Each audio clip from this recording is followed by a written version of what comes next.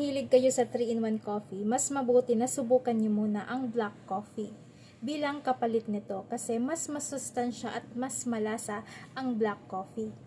And when it comes to black coffee, ang maire-recommend ko sa inyo ay itong Oh My Feet American Black Coffee. Kasi ang black coffee na ito ay 0 calorie, sugar-free at guilt-free na kape.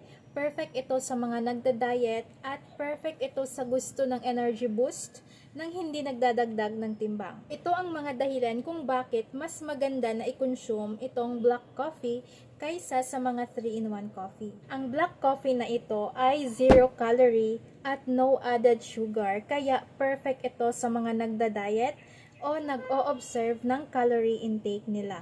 Ang kape na ito ay 100% Arabica beans.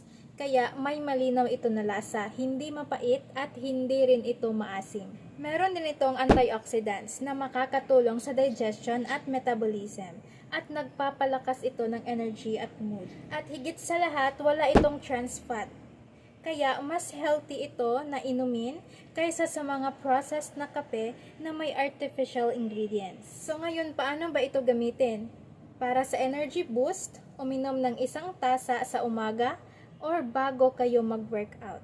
And para naman sa weight management, subukan nyo itong ating Oh My Feet American Black Coffee bilang replacement sa mga high-calorie na kape or drinks. So guys, kung gusto nyong subukan itong Oh My Feet American Black Coffee, maglalagay ako ng link sa basket para makapag-check out kayo.